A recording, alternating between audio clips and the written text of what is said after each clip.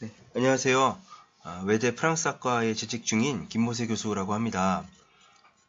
저는 작년 2학기 때 세미오시스 연구센터에서 프랑스를 대표하는 20세기 석학인 르네 제라르의 사상을 한번 전체적으로 일별해 달라는 부탁을 받아서 두 차례에 걸쳐서 약 3시간여 특강을 했던 적이 있는데요. 이번에는 그 르네 제라르의 사상에 입문하기 위해 입문을 하기를 원하시는 분들을 좀 이렇게 도울 수 있는 그 길잡이 역할을 할 수 있는 간략한 그 안내 영상을 만들어 달라는 부탁을 받고 오늘 또 이렇게 이 자리에서 여러분께 인사를 드립니다. 한 20분 정도의 시간이기 때문에 우리가 많은 것을 다룰 수는 없겠고 르네 제라르를 대표하는 그의 이름을 들으면 바로 떠오르는 그러한 욕망의 삼각형 모방 욕망 이론에 대해서 아주 간략하게 좀 살펴보고자 합니다. 우선 제라르의 생애인데요. 역시 시간 관계상 아주 중요한 부분만 몇 개 언급하고 넘어가겠습니다. 사실상 르네 제라르의 학문의 여정은 그가 1947년 미국행 비행기에 오른 이후부터 본격적으로 진행되었다라고 해도 과언이 아닙니다. 그래서 인디애나 대학에서 이제 박사학위를 받게 되고요. 같은 대학에서 소설에 대한 문학에 대한 강의를 문학 강의를 시작합니다. 그리고 레오 스피처, 조르주 블레, 잔 스타고뱅스키 등과 같은 그야말로 20세기 후반 문학 비평계를 대표한다고 할 수 있는 거장들과 만나게 되고요. 만나서 이제 여러 가지 학문적 교류를 나누게 되고 그 결과물로 너무나도 유명한 르네 제라르의 이름을 전 세계에 이제 알리게 된 그리고 욕망의 삼각형이라는 그 유명한 개념이 등장하게 되는 낭만적 거짓과 소설적 진실이라는 그 문학 비평서를 출간하게 됩니다. 예, 그리고 폭력과 성스러움이라는 책이 이제 나오는데요. 이제 버팔로 대학이 있을 때 나오게 되는데, 이 책은 이제 그 욕망 개념, 욕망의 삼각형 개념을 확장시켜서, 르네 제라르가 이제 인류학의 개념, 인류학과 신화, 성서, 분석으로 나아가게 되는 첫 그 관문이 되었던 책이라고 할 수 있고요. 그래서 르네 제라르의 전반기 사상을 이제 이른바 욕망의 삼각형, 모방 욕망 이론과 관련된 사상이라고 볼 수 있고 후반기를 이제 희생양 메커니즘 그리고 그 희생양 메커니즘을 중심으로 한 신화와 성서의 분석이라고 할 수 있는데 그 후반기 희생양 메커니즘 분석의 첫 출발이었다고 볼 수 있는 책입니다. 네, 그래서 존스 홉킨스를 거쳐서 스탠퍼드에서 이제 그 퇴임을 하게 되고요. 다시 그 교수직 퇴임 이후에는 프랑스로 돌아와서 활동을 하다가 2005년에 아카데미 프랑스에서 종신 회원으로 선출이 되었고 한 10년 정도 또 활동 이후에 2015년에 이제 세상을 떠나시게 됩니다. 르네 제라르의 이론을 대표하는 욕망의 삼각형이라고 하는 것은요, 말 그대로 삼각형입니다. 기존에 욕망이라는 것, 우리 이제 프로이트 이후로 특히 이제 포스트 모던 시대에 들어오면서 인간을 더 이상 이성의 주체로 인식하는 것이 아니라 욕망을 이해하는 첫 번째 키워드가 죄송합니다. 인간을 이해하는 첫 번째 키워드가 이제 욕망이라는 것이 되었죠.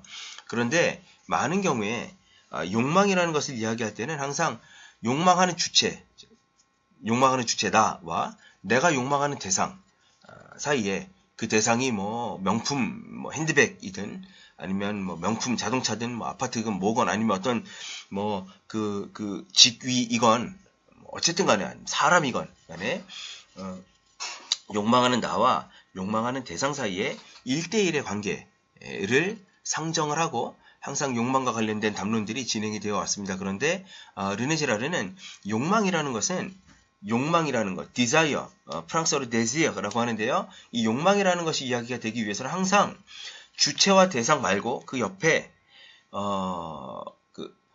매개자 혹은 중개자라고 불리는 그러니까 미디에이터라고 불리는 제3자, 타자를 상정을 해야지만 바로 욕망이라는 것을 제대로 이해할 수가 있고 설명할 수가 있다라고 그렇게 이야기를 합니다. 그렇게 주장을 합니다.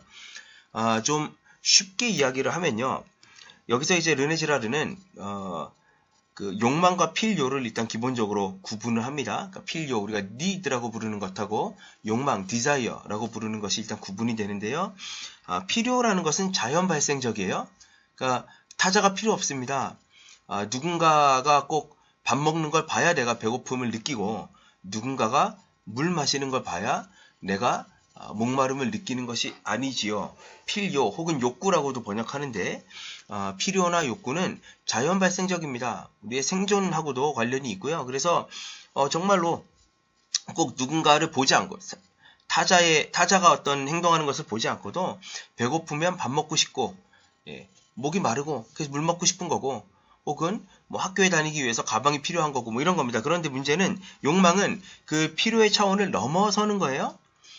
예를 들면 우리가 뭐 한 10,000원 정도를 이제 이렇게 드리면 우리의 필요를 배고픈 필요를 채울 수가 있겠죠. 밖에 나가서 뭐 돈가스 한 그릇 사 먹고 뭐 무슨 요즘은 뭐 이렇게 김밥 라면도 비싸던데 어쨌든 라면에 김밥 뭐 하나 이렇게 먹으면 한 10,000원 정도 되지요. 그래서 그렇게 해서 필요를 채울 수 있습니다. 그런데 욕망은요. 때로는 우리가 한 10,000원 정도면은 한 끼의 필요, 우리가 생존을 위한 한 끼의 필요, 욕구를 채울 수가 있는데 때로는 수십만 원을 주고 강남의 아주 뭐 청담동의 유명한 뭐 셰프 분이 운영하는 레스토랑에서 10,000원짜리 돈가스보다 훨씬 크기도 작은 그런 스테이크를 수십만 원, 뭐 10만 원, 20만 원을 주고 사 먹는다는 거예요.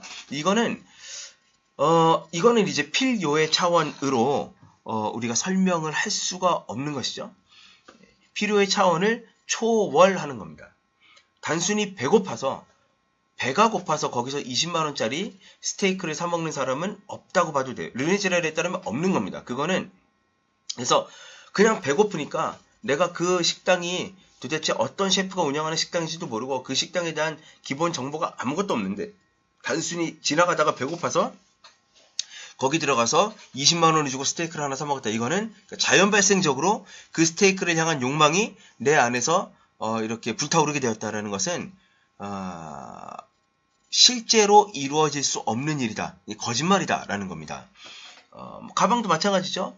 학교에 다니고 내가 필요한 소지품을 넣어 다니기 위해서 글쎄요. 요즘 뭐 가방 뭐 동대문, 남대문 같은 데 가서 한 10만 원, 20만 원이면 충분히 디자인도 괜찮고 뭐 크기도 하고 그런 가방을 살 수 있을 텐데 그런데 우리가 때로는 뭐 그것과는 뭐 그 가격을 뭐 비교하는 것조차 불가능한 유명한 브랜드의 뭐 샤넬 이런 브랜드의 핸드백을 뭐 가방을 뭐 1,000만 원을 주고 산다 이런 거는 단순히 1,000만 원짜리 가방을 내가 사용하기 위해서 필요라는 거는 이제 단순히 뭐 남한테 과시하기 위해서 이런 필요가 아니라 사용 가치에 대한 문제입니다. 사용하기 위해서 학교 다니는데 쓰려고 단순히 사용의 목적으로 1,000만 원짜리 핸드백을 사는 일은 없다는 거죠. 이런 게 이제 필요를 초월하는 것이 바로 욕망인데요. 그러니까 필요와 need와 구분되는 것이 정확히 말하면 need를 초월하는 것이 욕망인데 이러한 욕망이 내 안에서 생기기 위해서는 반드시 매개자라고 불리는 제3자, 타자가 있어야 된다는 겁니다. 쉽게 말하면 1,000만 원짜리 핸드백을 왜 욕망하게 되느냐?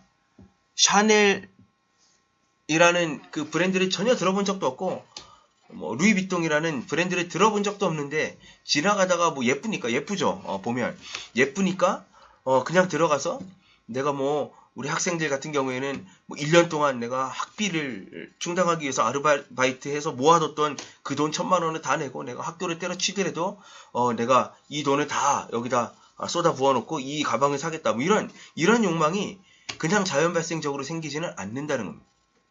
이유는 뭐냐 하면요. 바로 르네 지라르에 따르면 타자가 있어요. 그 타자, 매개자는 누구냐 하면 나로 하여금 그 대상을 욕망하게 만드는 누군가입니다. 쉽게 설명하면 내 안에서 자연 발생적으로 샤넬, 그 핸드백을 향한 욕망이 불타오르는 것이 아니라 그 가방을 들고 다니는 것을 들고 다니는 누군가를 본 것입니다. 그게 뭐 내 친구든 엄마 친구든 아니면 뭐 드라마에 나오는 연예인이든 간에 어찌되었건 그 가방을 들고 다니는 누군가를 본 거예요. 그리고 그 누군가를 보고 나도 저 사람처럼 되고 싶다라고 하는 이른바 미메틱 디자이어, 모방 욕망을 갖게 되는 것입니다. 그래서 예전에 이제 EBS 방송에서 한번 르네지랄의 욕망의 삼각형을 이제 다룬 적이 있는데, 이렇게 해서 욕망은 항상 주체와 대상과 매개자 사이에 삼각형의 형상을 이룬다라는 것이 이제 르네지랄의 욕망이론의 기본적인 도식입니다. 예. 인간은 그 자신 스스로 바람직한 대상이나 스스로 바람직한 것으로 선택한 대상을 자연 발생적으로, 여기서 중요한 건 자연 발생적이에요. 자연 발생적으로 욕망하지 않는다. 혼자서는 욕망할 수 없다라는 겁니다. 말씀드린 것처럼 지나가다가 루이비통 혹은 샤넬, 포르쉐 뭐 이런 그 브랜드를 전혀 모르는데 지나가다가 그 제품을 보고 마음이 끌려서 내 어떤 필요 수준을 훨씬 초월하는 돈을 지불하고 그것을 산다라는 것은 말이 안 된다는 거예요. 제3자에 의해서 지시된다. 다시 말하면 그 차를 타고 다니는 혹은 그 가방을 들고 다니는 누군가를 보고 그리고 그 사람처럼 되길 원해서 그것을 소비하게 된다는 것이죠. 그래서 욕망의 대상은 중요하지 않습니다. 중요한 건 대상이 아니라 매개자의 존재예요. 르네지랄은 이것을 형이상학적 욕망이라고 합니다. 메타피지컬한 욕망이다라고 이야기를 해요. 이게 뭐냐 하면 왜 타자의 욕망을 모방하느냐라는 것이죠. 타자가 가지고 있는 저 명품 핸드백을 나도 갖고 싶다. 타자가 내 옆에 타자가 혹은 뭐 연예인이 누군가 같은 타자가 타는 저 명품 차를 나도 타고 싶다. 뭐 이런 겁니다. 이러한 제가 그냥 뭐 쉽게 설명하기 위해서 명품 백이나 명품 자동차 이야기를 하지만 뭐 다른 모든 것들도 다 여기 해당되는 거죠. 다른 대상들도. 어쨌든 많은 경우에 욕망의 대상은 피지컬한, 뭐 100%는 아니지만 많은 경우에 욕망의 대상은 피지컬한, 물리적인, 물질적인 것일 경우가 많아요. 그런데 그 피지컬한 대상을 향한 욕망의 본질 자체는 피지컬한 것을 초월하는 메타피지컬한 욕망이라는 겁니다. 단순히 가방이 필요해서가 아니라요. 단순히 그 물건으로서의 가방, 물건으로서의 자동차가 필요해서가 아니라 바로 그 가방을 들고 다니는, 그 차를 타고 다니는 저 타자처럼, 저 사람처럼 되고 싶은 거예요. 저 사람과 같은 존재론적 가치에, 존재 가치를 인정받고 싶은 겁니다. 이게 바로 그 모방 욕망 뒤에 그 모방 욕망을 발동시키는 본질적인 어떤 원인이 되는 것이죠. 모든 인간은 여기서 이제 르네지랄은 기본적으로 자클라크앙의 도식을 따라가는데요. 모든 인간은 결핍의 상태에 있어요. 그 무엇으로도 이 세상에서 살면서 그 어떤 걸 소유하면서도 결코 이렇게 다 만족할 수 없는 그러한 결핍의 상태에 있습니다. 그래서 쉽게 말하면 결핍의 상태에 있다는 거는요. 쉽게 말하면 모든 사람들이 다 자기가 뭔가 부족하다고 느끼는 거죠. 그리고 자기와 비교해 봤을 때 나보다 좀 비교 우위에 있는 사람, 있는 것 같이 보이는 사람, 주로 타자의 시선을 통해서 확인합니다. 타자의 시선을 통한 인정이 나보다 더 높은 가치를 두고 이렇게 높은 가치를 부여해주는 것 같은 그러한 타자를 욕망하게 되고요. 그 타자와 같은 인정을 받고 싶어 하는 거죠. 그리고 그 타자와 같은 사람이 되고자 하는 것입니다. 이게 바로, 근데 현대사회에서는 에리 프롬도 이야기했듯이 우리의 존재론적 가치를 보증해 주는 것이 거의 대부분의 경우 소유입니다. 소유가 존재를 정당화하지요. 그렇기 때문에 대부분의 경우 오늘날의 이 자본주의 사회에서는 타자가 소유하고 있는 것을 나도 소유하는 것으로서 그와 같이 되고자 하는 욕망을 추구한다는 것이 르네지라르의 이론입니다. 그 밑에 있는 것은 이제 자클라크앙과의 연관성 속에서 이제 이야기하는 것인데 시간 관계상 넘어가도록 하겠습니다. 네, 그래서 첫 번째 르네지라르를 세상에 알린 저서 제목이기도 하죠. 낭만적 거짓과 소설적 진실이라는 것은 그러니까 욕망이 자연 발생적이다라고 주장하는 사람들, 간혹 가다가 나는 뭐 너는 이해 못하겠지만 친구한테 이렇게 이야기하는 거예요. 너는 이해 못하겠지만 나는 핸드백에 대한 저 가방에 대한 명품 가방에 대한 신미안이 내 안에 있어가지고 나는 뭐 1년 동안 난 학교를 때려치더라도 1년 동안 내가 등록금 하기 위해서 모아놓은 1,000만 원 난 저기다 쏟아부어도 돼. 나는 그런 사람이야. 라고 이야기를 하면 옆에서 보면 저 형 뭐 저 오빠 멋있는데 낭만적인데 라고 생각할 수도 있겠지만 근데 거짓말이라는 뜻입니다. 그런 일은 없다는 거예요. 거짓말. 낭만적으로 보이지만 거짓이고 실제 진실은 뭐냐면 지금 말씀드린 것처럼 자신의 결핍을 스스로 부족하다고 여기는 바를 타자와 같이 되고자 함으로써 타자가 소유하고 있는 것을 나 역시 소유함으로써 타자를 모방함으로써 그와 같은 존재론적 가치를 누리고자 하는 것이죠. 이게 진실인데 르네 제라르가 처음에 이제 문학 비평을 통해서 이제 데뷔를 했다라고 말씀을 드렸는데요. 그래서 위대한 작가들 뭐 스탕달, 뭐 플로베르, 그 다음에 도스토옙스키 같은 혹은 뭐 세르반테스 같은 위대한 작가들이 바로 이러한 진실을 그들의 소설 작품에서 드러내 보여주고 있다라는 것이죠. 네, 외적 매개와 내적 매개는 나에게 욕망을 지시하는 내가 닮고자 하는 모델입니다. 그 타자가 주체와 이렇게 거리가 너무 멀어서 주체가 뛰어넘을 수 없는 그러한 경우, 그러니까 이거는 뭐 물리적으로 멀리 있다는 게 아니라 정신적인 거리를 의미해요. 그러니까 내가 아무리 노력을 해도 저 사람처럼 될 수가 없다라고 주체 스스로가 인정하는 겁니다. 워낙 압도적인 초월적인 매개자인 거예요. 예를 들면 뭐 돈키호테가 그 전설의 기사 아마디스를 닮고자 하는 것, 혹은 뭐 기독교인들이 예수님을 닮고자 하는 것. 그래서 모델 자체가 너무 압도적이어서 때로는 내가 그 모델을 닮고자 하지만 그 모델의 뭐 절반도 못 따라갔다라고 해도 그게 전혀 부끄러울 것이 없는, 그리고 내가 저분을 모방하고 있다는 것을 다른 사람한테 이야기를 해도 조금 더 부끄러울 것이 없는 그런 상태가 되는 거죠. 그런데 내적 매개가 있습니다. 이건 뭐냐면 주체와 모델 사이의 거리가 가까운 거예요. 쉽게 말하면 내 옆에 있는 친구가 내 욕망의 모델이 되는 겁니다. 그래서 당연히 내가 이 친구를 모방한다는 것은 이 친구처럼 되고 싶다는 거고, 그 이면에는 어쨌든 나보다 저 친구가 타자로부터 인정을 더 많이 받고 있다. 저 친구의 존재론적 가치가 더 높아 보인다라는 것이에요. 그것을 인정하는 겁니다. 그러니까 따라하는 거죠. 나보다 높아 보이는 겁니다. 나보다 뭔가 하여튼 잘나 보이는 거예요. 그러니까 이제 모방하는 겁니다. 그러나 그 이면에는 저 친구가 소유하고 있는 가방이든 뭐든 저 친구가 가지고 있는 뭔가를 나도 소유하기만 하면 언제든지 내가 너를 뛰어넘을 수 있다라는, 그러니까 상대를 단순히 존경하는 데서만 그치는 것이 아니라 상대를 경쟁자로, 그리고 때로는 나의 자아를 실현하는데 장애물로 인식하게 됩니다. 그래서 이 둘 사이에 갈등이 발생하게 되고, 아까 서두에 말씀드린 것처럼 르네 제라르의 후반부 이론인 희생양 메커니즘을 이끌어내는 갈등이 바로 이러한 내적 매개로부터 시작이 됩니다. 네, 그래서 좀 간략하게 살펴봤고요. 르네 제라르는 이 모방 욕망은 쉽게 이야기하면 자클 라칸이 프로이트 본인 스스로가 이제 프로이트주의자라고 이야기를 하면서요. 뭐 이런 것이죠. 애초에 아이가 엄마 뱃속에 있을 때 엄마와 한 몸과 하나를 이루고 있었어요. 예를 들면 그곳이 에덴 동산과 같은 그런 낙원이었던 겁니다. 그러나 출생을 하면서 그 낙원에서 쫓겨나는 경험을 하는 거죠. 본질적인 트라우마를 갖게 되는 겁니다. 낙원을 잃어버린 엄마 배 바깥으로 이제 내동댕이, 세상에 내동댕이, 피투된 내동댕이 쳐지면서 신락원의 그러한 고통을 겪게 된다는, 그리고 그 잃어버린 낙원, 잃어버린 에덴 동산을 이 세상에 살아가면서 수많은 기표를 가지고 수많은 욕망의 대상을 가지고 채워보려고 하지만 안 됩니다. 채울 수가 없어요. 그 욕망의 본질은 엄마와 내가 하나가 되는 거예요.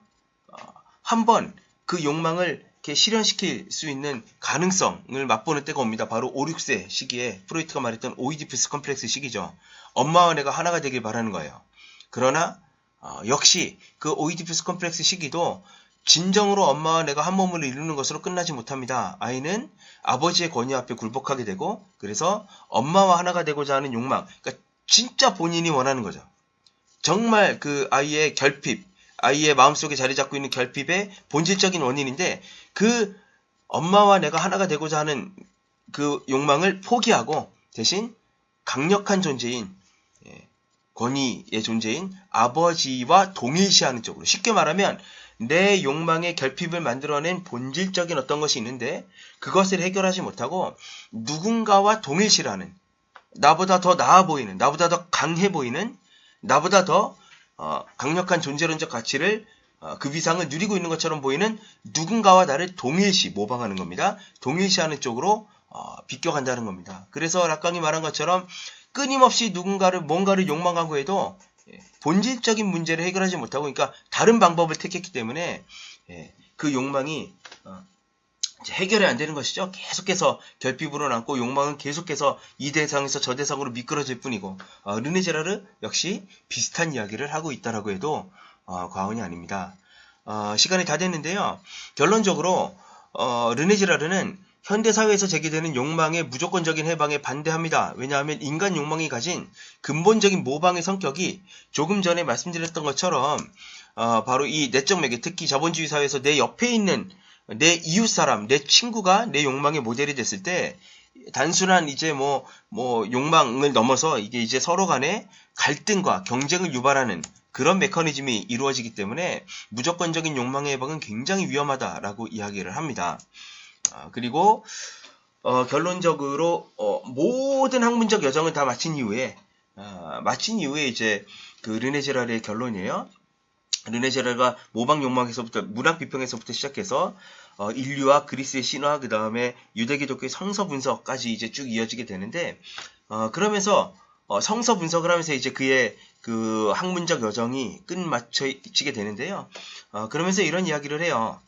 신적인 무사무역함, 예를 들면 쉽게 말하면 예수님 같은, 그러니까 지저스 크라이스트 같은 그런 모델을, 우리가 어쨌든 인간이 누군가를 모방해야 된다면 누군가를 모방하는 것이 인간의 본질이고 누구도 그 어떤 속성에서 벗어날 수 없다면, 그렇다면 아까 말씀드린 외적 매개, 나와 그 모델 사이에 갈등이 일어나지 않고 서로 그냥 존경만 할 수 있는, 서로가 아니라 내가 그를 존경만 할 수 있는 그런 매개자, 특히나 이제 마지막에 성서를 분석하면서 끝냈기 때문에 지저스 크라이스트 같은, 예를 들면 남을 위해서 나를 희생할 수 있는 그러한 타자를 모방한다면 결국에 이 사회가, 공동체의 위기도 어느 정도 해결될 수 있지 않을까라는, 그래서 한 가지 예를 이제 그 모방 욕망에서부터 시작해서 갈등과 희생양 메커니즘까지 이르는 그의 제라르의 전체적인 어떤 학문적 여정의